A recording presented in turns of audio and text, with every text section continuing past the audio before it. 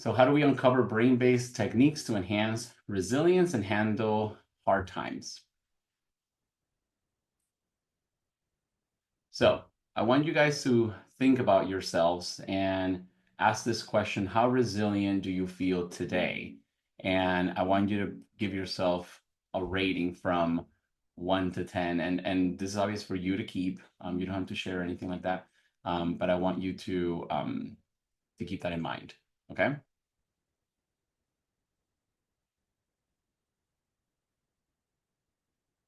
So what is resilience? And again, this is the ability to adapt, recover, and grow from different hard times and different things that we're going through. So it's not just bouncing back, but it's bouncing forward, and just be stronger. And even though we hear this a lot, we sometimes have a hard time putting it into practice, um, because we don't like pain. We don't like to feel hurt. So we actually avoid things as opposed to being able to go through and adapt in the environment.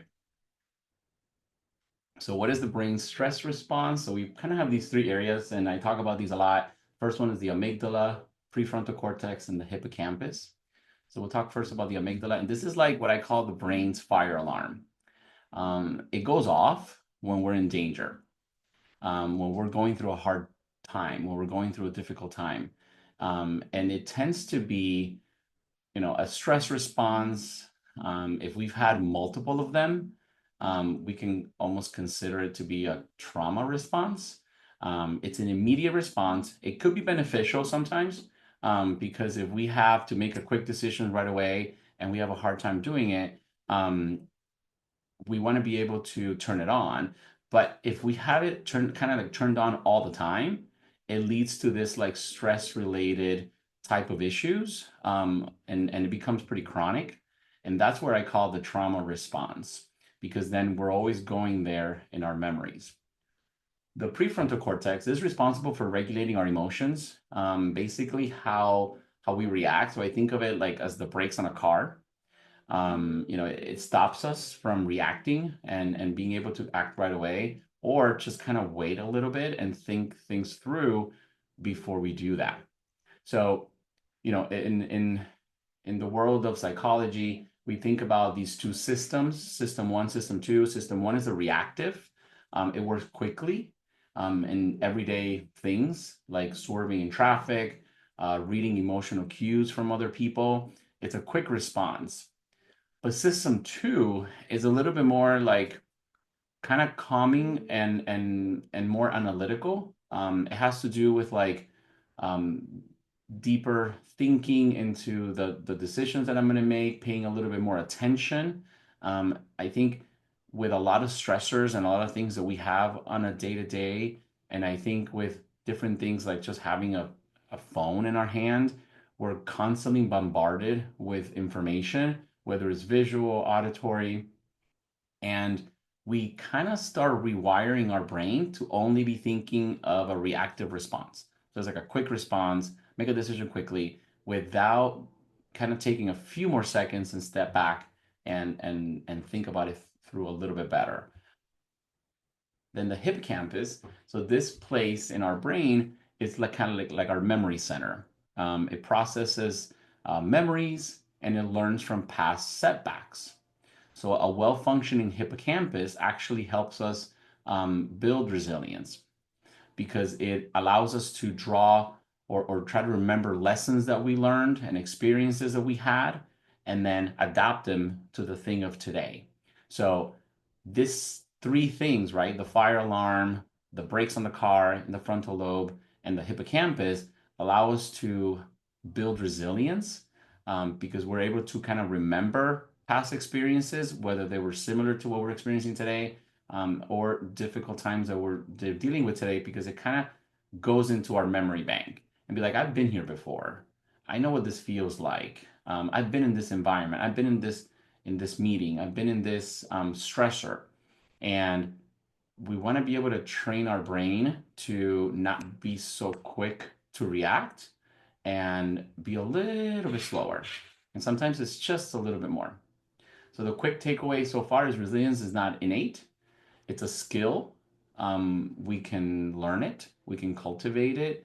And one of the first steps, I think, is to understand how our brain works, and knowing things about the amygdala, the prefrontal cortex, the hippocampus. And one of the things that I've noticed with a lot of my high achievers, CEOs, executives, people that work in that level of stress, they're so conscious of these things. I spend so much time with them working on these things. They're always like asking me more and more questions. How can I get this and this other thing better in my brain? So this is why I wanted to bring this kind of conversation with everyone, because these are tools that I have learned by learning them with my high achievers and my a lot of the executives that I work with, which is really, really cool. And they have a very similar way of thinking to an athlete. So when you think of an athlete, you think of someone who goes through difficult times pretty much every single day, and they call it training, right? They're stressing their body and they're pushing through to get to their goal, to get to the next step. So they have the same way of thinking, which I find that kind of cool and fascinating at the same time. So, brain-based techniques for stress mastery. One of the first things, and a lot of therapists that I have on the call would know about cognitive reframing. So, high achievers often categorize failures. So, instead of using things like instead, you want to use things like, what can I learn from this? So, if I'm going to face something difficult and I don't know what to do, right? I'm like, I don't know what to do. Well, I'm not going to go into like, I don't know what to do. I think I'm going to fail. More into like, well, what can I learn from this? And if you notice, just that thinking changes at least how you're going to approach a situation. And then the other one is, how is this happening for me, not to me, right? So if this is something that has been put in front of me, how do I get from point A to point B? And yeah, that means I have to tap into that part of my brain that is just slower. So I can be a little bit more thoughtful and analytical. So one example that I want to put here is Thomas Edison's perspective on failure. He said, "I have not failed. I've just found 10,000 ways that won't work that way." So I find that kind of cool. But it's basically reframing how we're even about to approach a stressful situation. Breath work. Breath work is big. It regulates stress. And basically, what it does, it activates the parasympathetic nervous system. The parasympathetic nervous system, I always remember in medical school, is like para is like in Spanish para, which means like stop, right? It slows down the nervous system. When we do breath work, we're actually able to slow down that sympathetic nervous system. So it allows us to just be calmer just by changing how we breathe. I don't know if you notice that sometimes when we're nervous and anxious, we're likely to just be like a little bit of like quick breathing, like little gasps of air here and there. That actually slows down the parasympathetic and activates the sympathetic, which is the fight or flight kind of thing. So if we're able to, for a few seconds sometimes, just do what we call box breathing. And it's pretty easy. You just start with the 4, 4, and 4. So you inhale for 4 seconds, you hold for 4 seconds, then you exhale for 4, and then you hold again for 4. So it's literally like if it was a box. This turns on the parasympathetic, so it slows us down. This practice actually also lowers cortisol. Cortisol is a hormone that is related to stress. A lot of the issues that I have today, the people that I work with have problems with, for example, weight loss. They have problems with sleeping. They have problems with anxiety, stress, and most of them have really high cortisol levels. So how can we reduce them? This is a very easy, practical, everyday thing that you can do literally on a daily basis to lower your cortisol levels. Cortisol level usually is the highest first thing in the morning. So I tell a lot of my patients, cortisol is like your natural coffee. It wakes us up. Today, I was listening to Mel Robbins this morning, and she talked about one of her posts on Instagram, she was talking about don't drink coffee first thing in the morning. Well, a lot of us know that. We've heard that, at least I've heard that a million times. And basically what that does, it allows the cortisol that spikes up in the morning to be the one that wakes us up. And then later, if you want to take some coffee, then you can, and it kind of keeps us a little bit more alert in a different way with how coffee works. So she actually talks about how we can use the morning natural coffee, which is cortisol, to just be the one to wake us up. And then, I'm always following cortisol levels in my patients, my high achievers, high functioning individuals. I'm always looking for cortisol levels. And then some of my patients who are struggling with a brain health related issue, whether it's anxiety, depression, I'm also looking for that. But then I want to teach them to pay attention to these cortisol levels. So box breathing or breath work is something that I tell people to do literally every day. So the length, as someone asked the question, is how long should you perform box breathing to be effective? It really goes from person to person.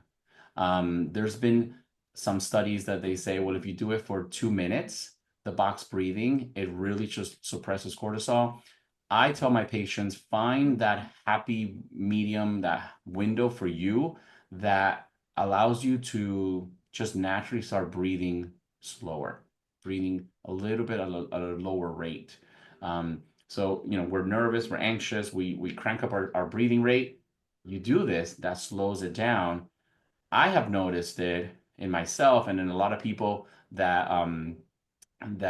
do this, that within 30 seconds, their nervous system just calms down, which is great. Okay. But if your doctor is not checking cortisol levels, make sure you ask them for it. A lot of the times I'll get patients say, we did all blood work, and then I actually get the labs and I'm like, well, there's a lot of things that haven't been checked. So I tell patients, ask your PCP, and if not, trust me, I'll order it to all my patients, and I monitor to see how they're doing.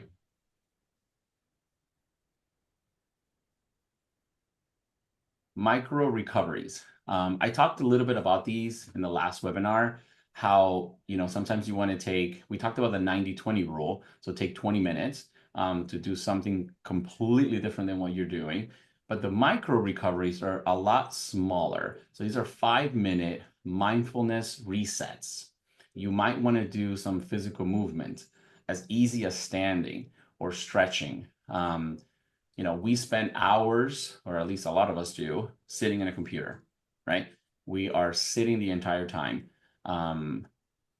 Let's, as simple as get up, walk around, go to the bathroom if you have to, do some jumping jacks. It doesn't take too much time. If you have more time and expose yourself to like nature or these deep breathing types of breaks in your day, it allows to prevent burnout, but it also boosts resilience, right? So we're going through a stressor, we're going through things at work or anything that we're dealing with that day. We take this 5-minute break. It allows our brain to kind of reset, our nervous system to just calm and relax, and then you're able to move forward. Emotional agility. So the idea here is to respond, don't react. We talked about earlier those quick reactive kind of things that our nervous system does. Well, Dr. Taylor, she talks about the 90-second rule. So basically what she talks about is when an emotional reaction is triggered, the physiological response, and usually that's heart rate goes up, breathing rate goes up, we might get a stomach ache, we might get a headache, usually body pains tend to happen a lot. That usually lasts 90 seconds.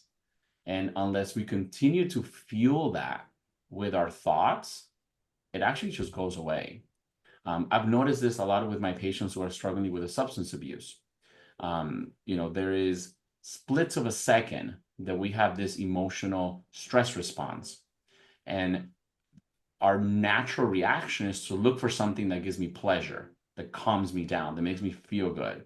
Some people reach for a glass of wine. Some people reach for a cigarette or pot, right? Well, those things we've known and we've seen a million times that is really toxic to our brain and our nervous system. So why not do a different kind of strategy to still give us that feeling of pleasure, of relaxation, without using something that can actually harm it?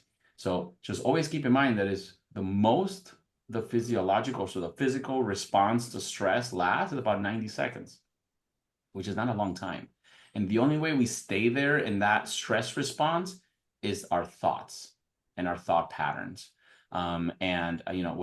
Whenever I'm talking to patients about reconsidering and going to therapy, I always talk about this specific thing, which is how our thoughts literally govern and control our behavior. And if we are having what, we've heard Dr. Amin talked about this all the time, and I steal this from him, the automatic negative thoughts. Well, let's look at how these thoughts are governing not just my behavior, but also who I think I am as a person. So as simple as me always thinking, well, I'm always stressed, I have anxiety, I'm this, I'm this, I'm this. That's a framework of you kind of like thinking about yourself, right? I am this person. I am anxiety. And no, right? In that moment, you're dealing with a stressor, you're dealing with an anxious response, right? And it feels like it's never going to end. Most of the time, it's really short-lived. A lot of the times, it's also triggered by past stressors. So if I'm dealing with a stressor today, my mind, my body turns on that active quick response. The brain remembers how it felt like when I had that other stressor years ago, and then I go into that fight or flight mode instantly. And the only way we stay there is by always just thinking about it even more. So this emotional agility, this is hard, right? I'm not telling you this is going to happen just like in a day and it's so easy to do. No, this takes work, right? Active work and reframing in order for us to kind of retrain ourselves to not react to the stressors that we're dealing with. Life is full of stressors. We all know that. And they can appear at any time. Nobody likes them. They're painful. Avoiding them is not going to do anything, right? We need to focus on learning how to navigate through them and being able to learn how our body, and each individual person is different, right? But how our body responds to a stressor is key to be able to move forward and be successful and have a really good, happy life. So some strategies, we talk about resilience blueprint. So this provides essential strategies for developing mental toughness. It serves as a framework for high achievers to enhance their resilience. So a lot of these things have to do with intentional practices literally on a day-to-day basis. I talk to my patients all the time. We brush our teeth every day, I hope. We take a shower every day, right? And this over time takes care of our teeth. Well, the same thing happens with our brain. We have to do these little mini exercises literally on a day-to-day basis. And I teach it to a lot of my high achiever executives who their brain has to be extremely sharp all the time because they have to make important decisions sometimes on a drop of a dime. And even before I went to medical school, I worked as a contract administrator in one of the hospitals, and my immediate, like the person that I responded to was the CEO of this huge hospital system in all of like the Midwest and Tennessee and all this stuff. And this guy, I would just watch him, and I just found this so fascinating how he would just make decisions so quickly, and he wouldn't even blink, And I would always meet with him later. I'm like, what was going through your mind when you were doing that? You didn't think about all the other things that happened. And he's like, well, I did. I planned for it. I prepared myself this morning because I knew I was going to be facing all these doctors. I knew I was going to be facing all these companies that were going to come at me to make a decision, and they need something from me. So that's when I started paying attention to how these people think. And I became really fascinated with that. And it's a constant practice. Okay. So embracing challenges as opportunities to grow. So the growth mindset, this is put together by Dr. Carol Dweck, and is basically replacing I can't do this with things like I can't do this yet. My favorite one that I literally tell myself when I'm like facing a really difficult case in front of me, I'm like, I'll figure it out. Right now, I don't know, but I'll figure it out. Um, it's literally changing how I'm going to think about a difficult thing in front of me.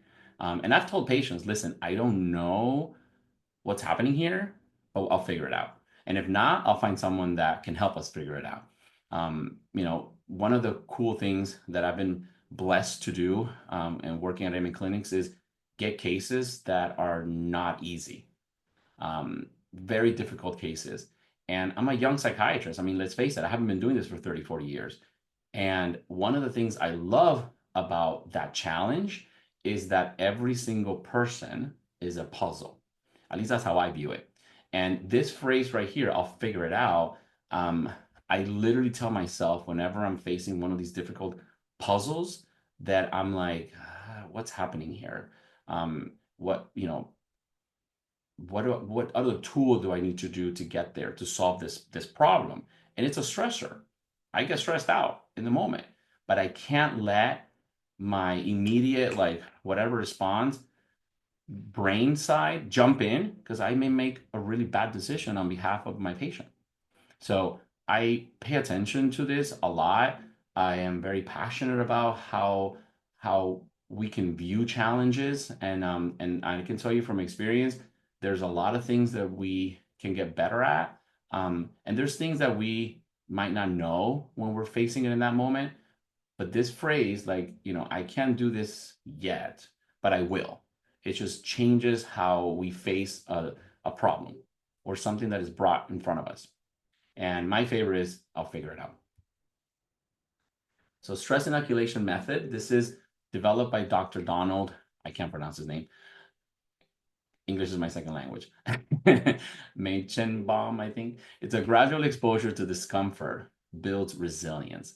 The gradual exposure, and the keyword is gradual, is what allows us to build this resilience. So then when you look back and you're like, I have been able to do all this. And no matter what was thrown at me, I was able to do it. So again, this is the athletes, right? Military training. Their stress exposure leads to increased tolerance. None of us like to be faced with a stressor. And there's a big chunk of patients that I see that have experienced traumatic events, very stressful traumatic events, whether it's psychological, physical, sexual, you can anything you can think of, I've been able to see. So what happens to that person with severe stress exposure, their body, their brain just resets. My job, and I always tell them, like, listen, my job now is to work together to reset that brain back. So whenever you're facing any stressor, whether it's big or small, on a day-to-day basis, you're able to succeed and your brain doesn't turn on that fight or flight response. I always tell them the idea or the image of a tiger, right? So, these are natural things we have in our body, the stress response, right? If a tiger is coming at us to attack, we want to turn that on because I'm not just going to stand there. The tiger's going to eat me. I got to run away. I got to do something to survive. But if we feel that a tiger is coming at me every single day, what do you think the response is going to be? It's not positive. And a lot of us just freeze. And then we can't work, we can't function, we can't do our day. So why is gradual exposure important? It's important because it allows to build this small discomfort, but it builds that resilience. We have to get through it. I was talking to one of the therapists that I work with a lot earlier on the call. We were talking about EMDR. And EMDR is a type of therapy that I recommend to a lot of my patients, especially ones that have experienced traumatic, stressful events. And I've noticed that even people who have not experienced that kind of level of stress, I still recommend them sometimes to do EMDR because they have not been able to expose themselves in a gradual way to previous stressors, whether they were big, medium, small, whatever, um, because I want them to build resilience. So looking at us here, everyone on the call, um, I hope you see the gradual exposure to feeling a little bit discomfort in our day to day actually makes us stronger. I work out, I love going to the gym. I have to push a little bit more weight every day. If not, I'm going to stay where I'm at. My body is going to adjust to that level of stress on my body. So my muscles are not going to grow. I'm not going to lose the weight that I want to lose, right? That's basically what that does. So our body does the exact same thing. So we have to kind of train our brain to do that. And it's through, I believe, it's through this gradual exposure. And it's the discomfort part. It doesn't feel good. It actually gets us to the next phase. And then one of the other ones that I do like is mental rehearsal. This is visualization. Visualize a positive response to the challenges actually rewires the brain for confidence under pressure. So over time, then that builds confidence. So the visualization, right? Visualization, imagine yourself, handling a stressful situation with no problem, you know? And my favorite line when I'm about to face something difficult is, I got this. And I literally visualize myself. And it doesn't take too long. At least I don't take 2 minutes. I usually do it in like 30 seconds. But I've been doing this so many times that eventually the 2 minute exercise becomes shorter and shorter. And one of my favorite things to do is, if you guys have ever seen Grey's Anatomy, one of the doctors there, she talks about the Superman, well, she talks about Superwoman, but the Superwoman pose when she's about to go into surgery. I think she's a neurosurgeon in the show. And that physical response, or that physical just how you put yourself, right? Posture also builds confidence in that moment, and it's instant, right? Your brain thinks, I got this. And you know even dressing a certain way make us feel a certain way. And one of the things that I always try to teach people that I work with is, let's work on how we look. And it's not about the superficial part that we gotta look good or bad or whatever. It's more of like, believe it or not, what we wear and how we wear is kind of like an armor, and it gives us this mental picture, so visualization of how I'm going to conquer the next problem. If many of you might know, I used to be a fashion photographer. So for me, visualizing is so important. I remember when I used to shoot some of the models that we did a lot of beauty stuff. So it was just literally up here. Um, there was always some of the models that still wanted to wear high heels. And I always found that kind of weird. I'm like, well, I'm not shooting your feet. So why are you wearing high heels? And I would ask him. And that's how crazy, because even back then, I was already thinking about human behavior. But I would ask him, like, why are you wearing heels? And she's like, well, it makes me feel good just because I'm wearing the heels. And we're doing like a beauty shoot, so it makes me feel beautiful from wearing heels. At least that's what a lot of these girls told me. I was like, huh. So there is a lot to say with how we dress and how we position our body literally when we're about to face a difficult time. Our brain remembers that. And it remembers that if you're like this, hunched over and not wearing your favorite shirt or whatever, that shirt that makes you feel like good and powerful, it's going to be behaving that way, like weaker, right? That I can't face this. I don't know what I'm going to do. But we have to visualize ourselves. And sometimes we physically have to look a certain way to give us that boost of confidence, no matter what stressor we're facing. I recently bought myself these boots, these combat boots. And I, when I go into the office, I wear them. I don't know. I think, I don't think I'm going to war or anything like that. But it does make me feel like I'm gonna do something. I'm gonna go take care of business. And it does give me a good boost of confidence when I'm gonna face a stressor. And I tell this to my patients, every time I'm with someone, it's a difficult case. No, nobody is just like easy cookie cutter, like, here, take this medication and peace out. It's difficult because I take a lot of time. I pay attention to all these details, even in how I'm gonna dress. The visual response with another person is so important. And I've seen it even in how another person reacts to me when they see me dressed a certain way. So one of the things that comments, I actually wore my combat boots yesterday to the office. One of the comments that most of the comments I got yesterday from a lot of people is like, "Oh, you look like you're gonna take care of business." And I was like, "Well, yeah, that's how I feel, and that's how I wanna go in with that mindset, you know." So think of not just doing these little quick visuals of you facing something and doing great because you will, right? But sometimes you also have to put on that armor, whatever that may be, whatever makes you feel like good and powerful. And I think every person has their own kind of armor, that outfit, that those shoes that you put on and you're like, this makes me feel good. And I'm gonna put this on. So think about that. Think about visualizations and how you can implement that in your day to day. Okay. And I got this. So let's do this exercise. So I want you to reflect on a recent setback, on something that didn't go too well.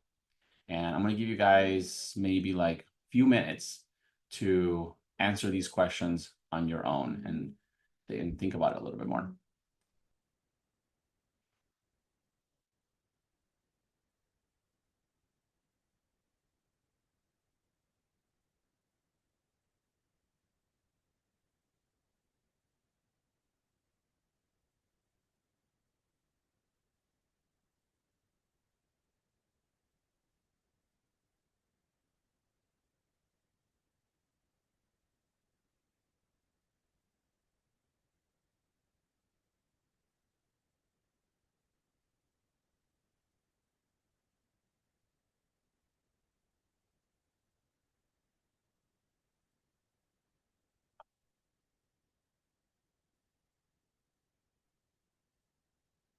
So reframing stress as a growth opportunity.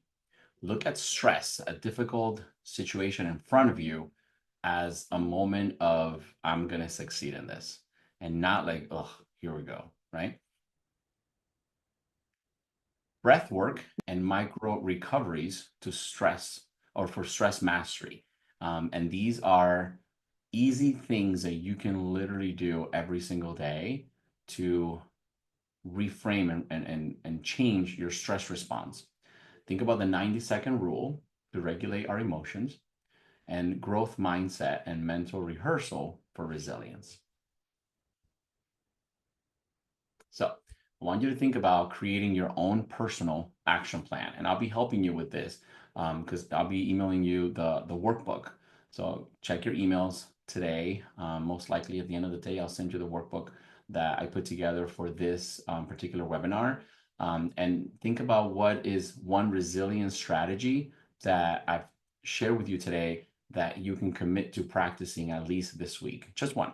There's a lot of things we talked about. There's more things in the workbook. Don't think about, oh, I have to do all these things now. No, no, no, no. Just pick one. One that you're like, let's see if I can work on this one. And let's do that one this week. And every week, see if you can just add on another one of these practices. Okay? So resilience is not about avoiding. It's about mastering how we respond to stress. And the more we train our brain, the stronger we can become. And as corny as that might sound, it's true. I've seen it day in and day out with a lot of my patients. And when I give them the plan from A to Z, they're like, oh my God, this is so much stuff this guy wants me to do. And I always say, listen, just one thing at a time. And that's how we build resilience. We shift a little bit, or I try to do, someone's life, someone's lifestyle. Even as simple as one of the things I tell them to do, let's eliminate sugar for a couple of weeks. Oh my gosh, it's like if I told them they're gonna die, right? And I'm like, just do that for a couple of weeks. It's a change, it's a stress, it's a stressor, me telling them to do that. But it's one thing at a time. It's small and it makes actual change over time. A lot of the things I always talk about is like you can't expect immediate response, immediate change, because usually those quick and fast fixes don't last too long. We build resilience by facing these things and mastering them over time. And the more we train it, the more we practice it, the stronger we actually become. And we can't avoid the stress. Stress is always going to come at us. It doesn't matter from where, it can come out of nowhere. This past week, I had a big stressor pop up in my life, and I did my 4 seconds of box breathing for probably about a minute. It allowed me to gather my thoughts and think about what I'm going to do next and how I'm going to help that person and how I'm going to respond to that person and their stressor. And I said, all right, let's move this together and we got this, right? So it's a constant thing. It's a constant change, little changes every day that build the resilience, and we have to train our mind. Okay. So now I want you to think about the first question that I asked you, which is on a scale from 1 to 10, how resilient do you feel now? You can put that in the questions that we talked about earlier. I'll put them back at the end. I also want to invite you to next webinar is about integrity. Living with Integrity is the title, and it's aligning values with mental well-being. And the focus is the connection between honesty, self-trust, and emotional stability. And honesty is not just about how we are with each other, but how we are with ourselves. And kind of sharpening that tool of how we can be honest with ourselves so then we can do some self-trust. Key takeaways from that is going to be self-reflection exercises, building habits that align with your individual core values. And we'll talk a lot about core values and how we can build our own individual core values. And then, if you guys ever have any questions, please feel free to email me. I'm always available. Obviously, follow me on social media. I'm always posting things that go with the theme of the month. And this month is resilience. And obviously, you can always check me out at Amen Clinics and stuff on my website, drhector.com. Thank you guys for joining.